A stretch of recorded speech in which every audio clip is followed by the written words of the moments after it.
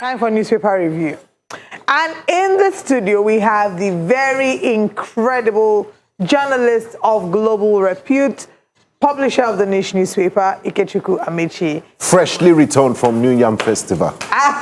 Yes, don't forget to add that. It's good that You bring some yam for us. Any bit of yam? Yes, I did. Okay. Yes, I brought, You know, yam and palm I have is coletto. nice I'll put in my boot. I brought some. Yam is my best food. Yam is. That's the one I food I can grew up. never I have get a tired picture of. when I was small. I had yam in my mouth like this. Yeah. I'm glad it wasn't corn. Otherwise, you won't be able to do this job. You'll be compromised. What kind of talk? Compromised.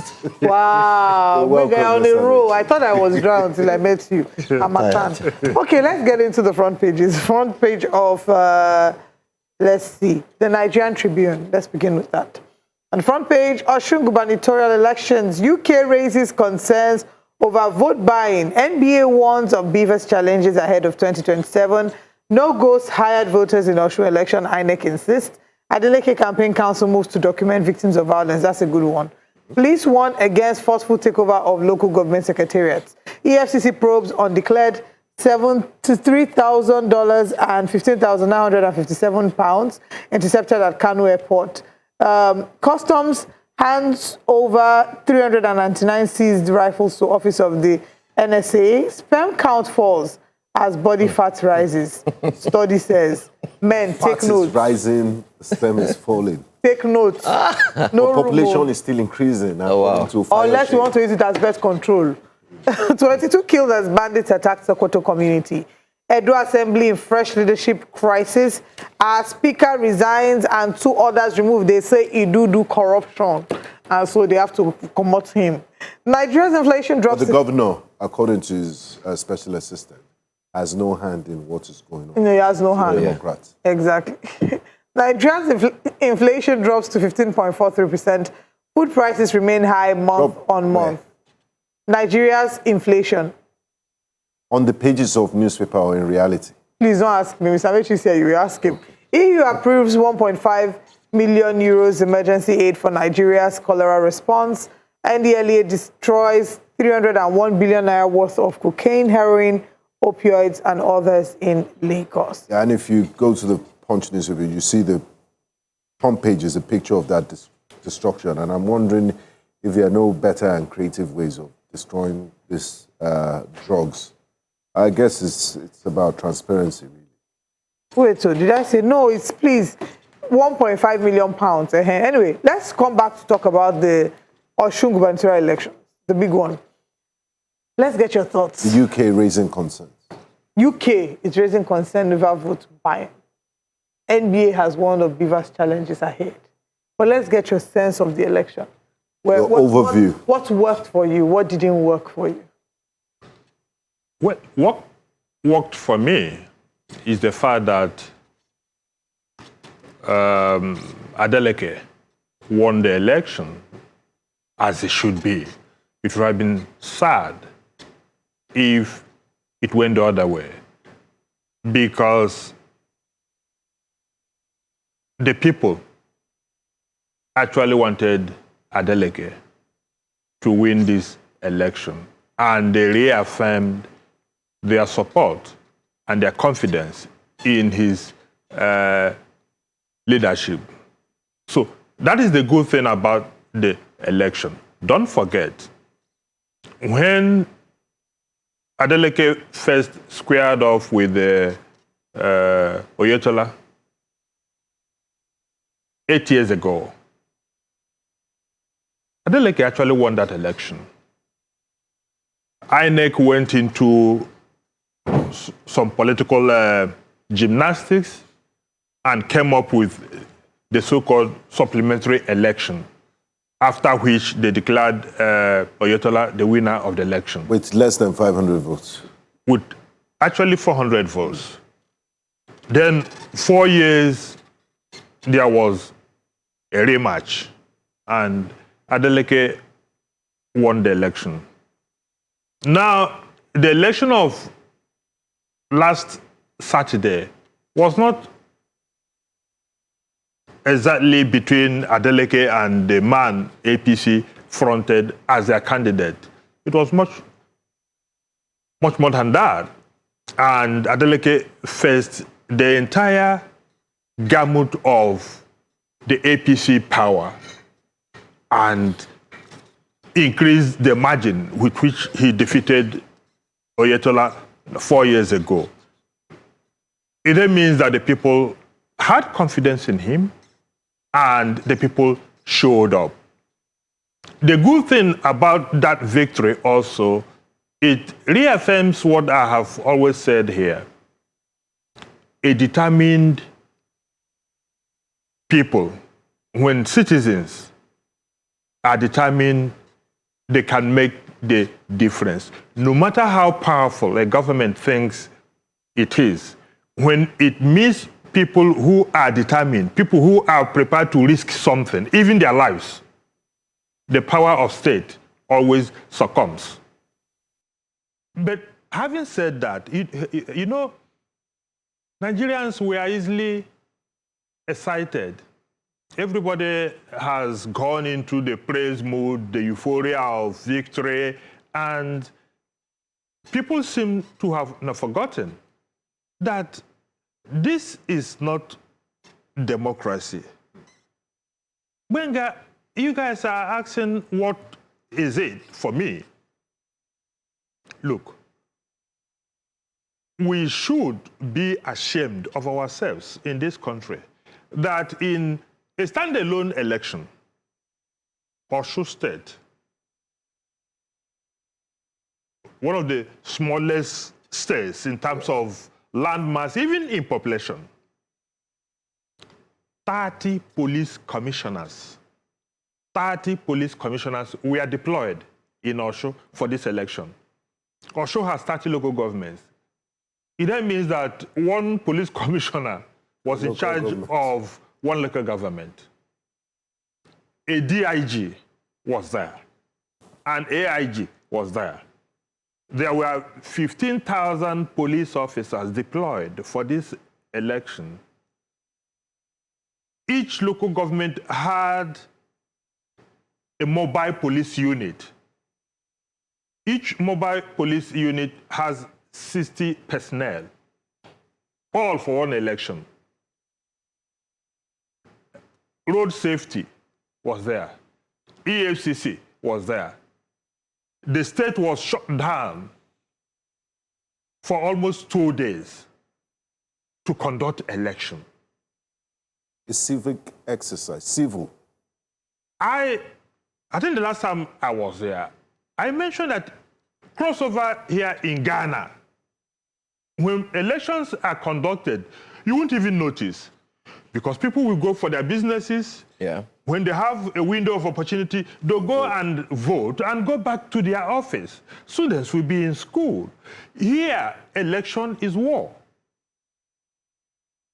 There were recorded incidents of over 75 violence incidents before the election. At least 30 people were killed. And you ask yourself, for what? Still counting. The violence, the rhetoric. One senator, Father Hunsi, openly said that Accord party members should be killed. He meant killed with votes. No. He couldn't have been. After the fact. And he is still walking the streets. I still made another comment on the day of the election. And we are deceiving ourselves. But what I find most absurd is the idea of people congratulating President Bola Tinubu for allowing free and fair election in Osun State. This is the only country where presidents guarantee free and fair election. So it presupposes that if Tinubu did not want, there wouldn't have been a free and fair election. Or the president was being magnanimous by allowing free and fair election. Exactly. That's what the governor infers. Exactly. Agreement is agreement. So it takes agreement with the president to have free and fair election. And the entire democratic world will be looking at us and they will be laughing at us. What kind of people are we? How is it the president's business that the people of Osun should have the right to elect who governs them, who intends over the authoritative allocation of their collective values? Yes, Adeleke has said that President Bola Tinubu is from Osun State. But even at that, he has no vote. He didn't go there to vote. So what is his business? Guaranteed, out of his magnanimity, that there should be free and fair election in Osun State. And yet we are boasting that our democracy is becoming more robust. In any case, what is this agreement that Festus Keyamo is talking about? So the agreement is agreement. What is the nature of this agreement? And why must he take an agreement between Adeleke? He has denied it. But assuming without considering that that is true, why must he take an agreement between Adeleke and Tinubu for the people's vote to count in Osun? Does it make sense to anybody? Is this a kind of democracy? And the people are using it to hail the president as a Democrat. Now, prior to this election, perhaps those who are hailing President Bola Tinubu for not interfering have forgotten so soon that this is an Osun. Local government allocations have been withheld for almost 15 months now, amounting to 200-something billion. This is an Osun that prior to the election, EFCC froze the state account. It also took the same Tinubu to now order EFCC not to perform its constitutional role. And people are hailing him. Look, Olive, anybody who believes that EFCC chairman will wake up one morning and freeze the accounts of a state on the eve of an election without the president knowing can believe anything. What I'm saying that it is not true that the president did not know about the freezing of that account before it was done. So what he has simply done is to use the same act which he sanctioned to gain political traction. He's a Democrat. He has ordered. Ordered what, for God's sake? This is the same Osun State where a sitting senator ordered talks to kill Accord Party members. This is the same election where how many APC governors, federal lawmakers, descended on Osun State? This is an election where we saw video clips of talks from Edo walking on the streets of Osun and threatening everybody that they have come to take over the state and that nothing will save Adeleke. And we are still talking about APC and the president being magnanimous enough not to interfere.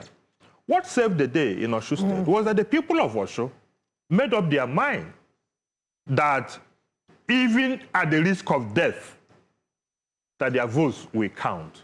And they went all out for it. And they went all out for it. Okay. And that should be a lesson for Nigerians going into 2027. Because a lot of people have made up their mind, they have decided, there's nothing anybody can do. I think that this would also inspire those, just like you mentioned, those who have decided that they were not going to vote. They've seen Osun people. Undecided voters. Yes. Osun people take their destiny into their hands. And that's the only way to go. Look, the best way to deal with a bully is to confront a bully. If you retreat, a bully will have his way and will continue to bully you. There are some political forces in this country that are behaving like bullies, believing that they have conquered Nigeria and there is nothing anybody can do. When Nigerians say enough is enough, these people will realize that the power of the people is a supreme power in any democratic state. Okay, let's go to another paper, Joe. Yeah. I mean, let's check another paper. I wanted to get Mr. Ikechukwu remarks on INEC, scorecard on INEC and the IJ police at this just concluded elections. Briefly, before we go to another paper, I mean, don't you think they did well in terms of looking at where we're coming from? I don't also like this idea of thanking people for doing what they are paid to do. On the first value, you could say that the conduct of the Osun governorship election last Saturday is an improvement with what we had, for instance, about 3 years ago in Edo State. Where, till tomorrow, if you ask me, APC did not win that election in Edo State. Never. But that INEC, they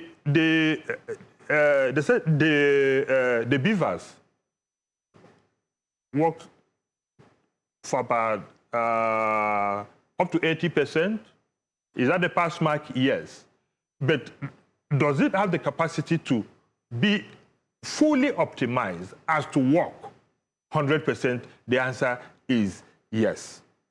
So what are those issues? Don't forget, it took Davido's tweet that the results are not being uploaded on the IRF for that process to start. What was it that stalled the uploading of the results on the IRF?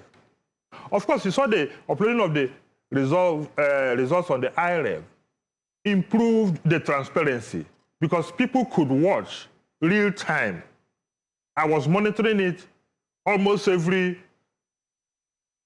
few seconds. A new result is uploaded, and you could refresh to find out what is new. It added to the transparency that everybody is hailing today. So how well did INEC perform? I think, judging from where we are coming from, this is an improvement. But they have only done what they are supposed to do.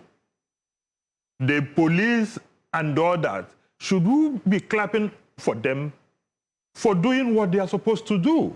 And like I said, one election, 30 police commissioners, one DIG, 50 police. It's not sustainable. Is it sustainable? When we go for the general election on In February.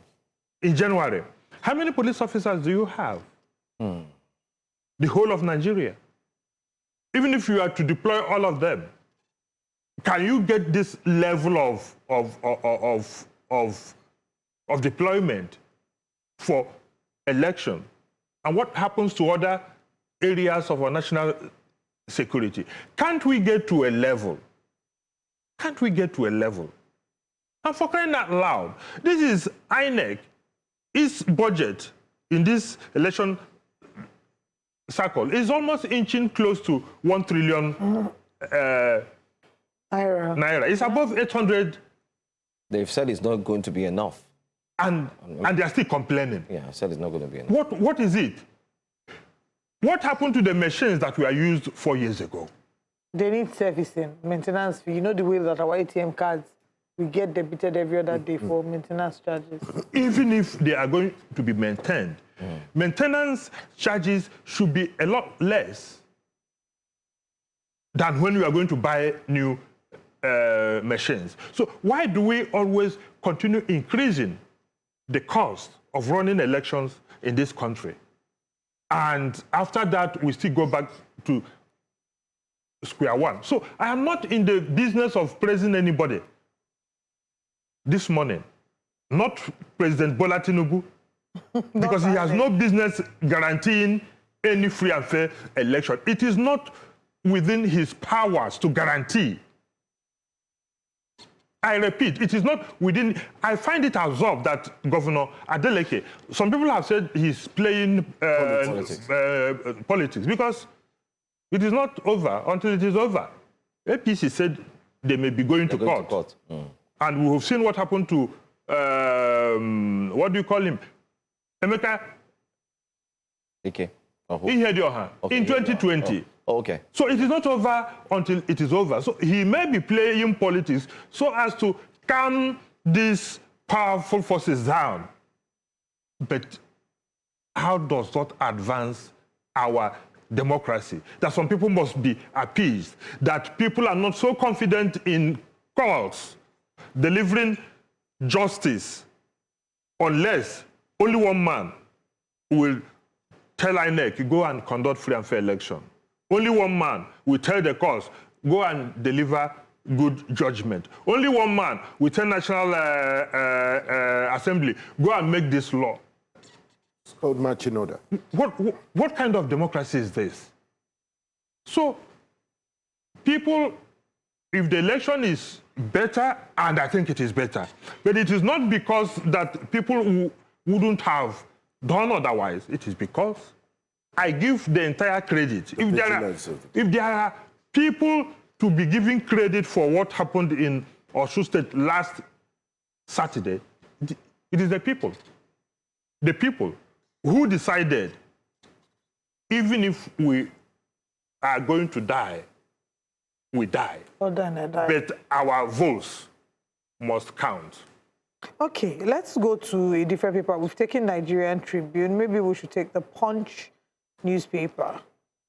Let's look at the Punch newspaper very quickly. On the front page of the Punch newspaper, if we can have that up, 31 states spent 252 billion naira on security in 6 months. And state policing has to start. Wow, 6 months. Okay, it says Kogi, Plateau, Bauchi spent only 32% of security budget in 6 months. It says spending covers security equipment, okay, personnel, security votes, others, experts seek tech deployment. Anyway, NDLEA destroys 301 billion naira drugs, arrests 10 in Edo State. WAEC under fire over 2026 results, alleged grading anomalies. Pension arrears, ex-soldiers set to protest at Defense Ministry. If you take a look at this particular pension arrears story and, link it to 252 billion naira spent in 6 months, is there any link within that? And then there's a sad one. Terrorists kill 28 in Sokoto community, Army GOC visits. Buhari Estate row, Amuson hits back at Abiodun. That's another story. But if we come down, we see teacher crisis. 32 million Nigerian pupils share 592,077 teachers.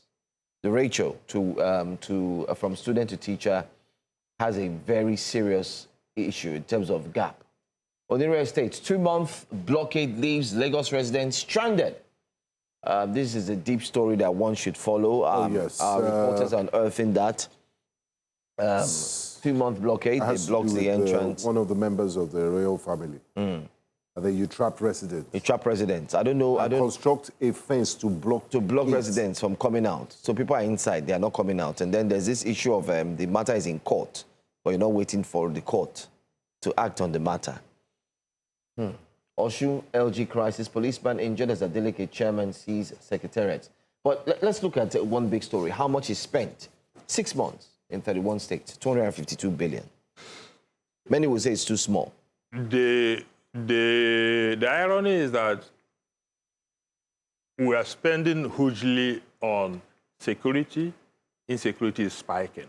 Of course, you just read 28 killed in Sokoto. Yes. So these are the figures that the governors are giving us. The massive spending on security. But the truth of the matter is that we are not more secure today than yesterday. So we've seen the figures. Are they translating to a more secured environment? Are the states better off when it comes to security? How is it that this, whether they are bandits, whether they are terrorists, whether they are kidnappers, all manner of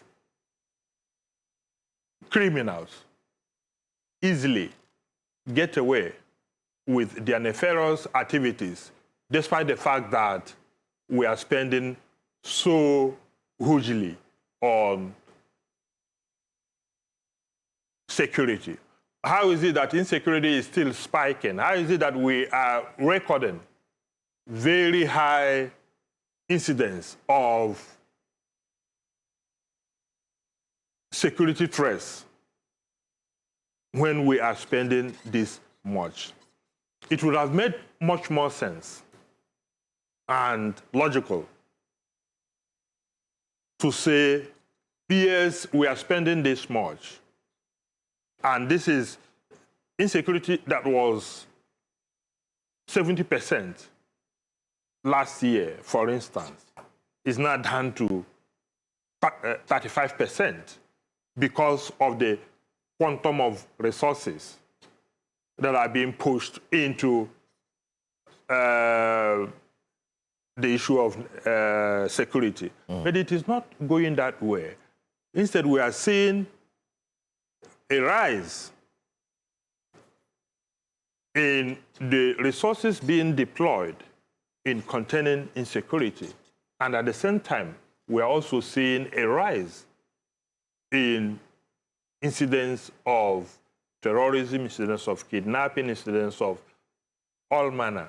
So I don't know how to say it, but even at that, I think the states are doing better than the federal government in terms of now release. How much did they say has been released to security forces in 2025? I'm not even sure it is up to 20% of their budgetary allocation.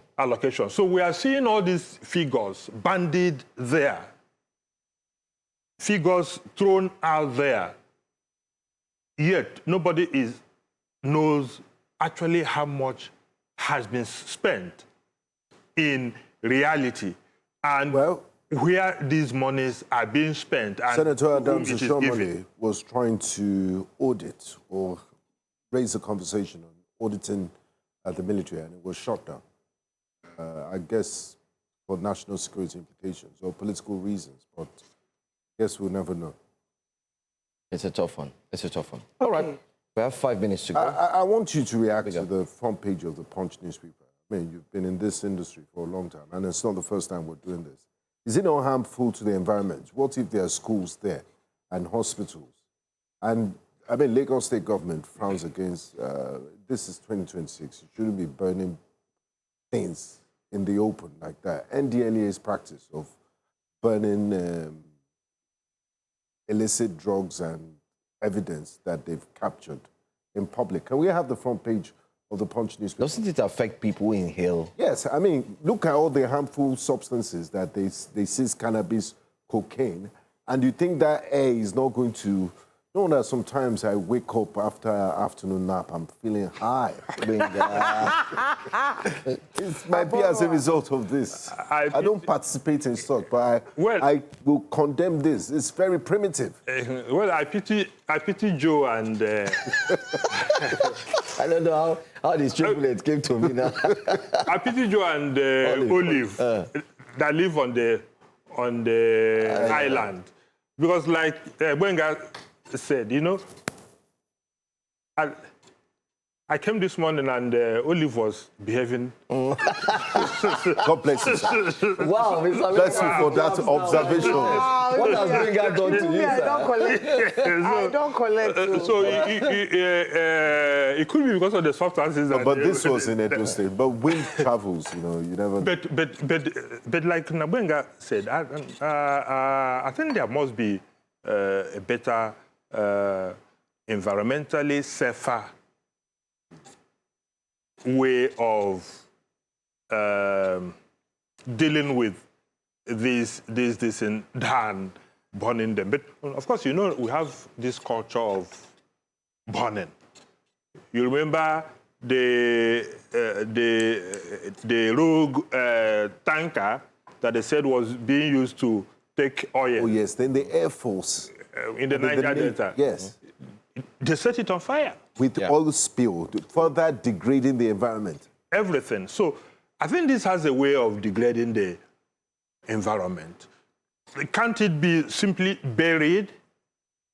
If you are trying to... Or crush them. Yeah. If this is about transparency, that you want people to see that these things are actually destroyed, are there no better ways of disposing of these things, and of course bringing the journalists and the cameras to really show? Yeah, to be witnesses. In other countries, is this the safest and best way of dealing with issues like this? I will not think so. But hey, we are in a country where optics is everything. So if you say you've burnt 301 billion naira worth of hard drugs and people see flames, just the way they saw the flames in Warri Refinery, or is it Port Harcourt Refinery? Port Harcourt Refinery. These days, flames goes a lot. So I think showing proof. I think in doing these things, our agencies should also think of the environmental, because there's no way that these things will go into the air that it won't impact on the environment. And impacting on the environment is also, you can't solve one problem and create another problem at the same time. So that's my take on it. There must be a better way of doing these things scientifically. Absolutely. The one they fixed that. I hope General Marwa is we have watching. challenges of Benga coming to the show. No, this was in because there's element of highness. There's element of highness in how you do usually present on this show. From the moment you start to the way you end the show, highness, not high. Anyway, thank you very much for joining us today. Thank you, Mr. Amaechi. Always a pleasure to have you. Please ring the bell for Mr. One more time. Thank you to our virtual audience. We'll see you tomorrow. Hasta la vista. And thank you, Joe Hansen, for being our dear leader.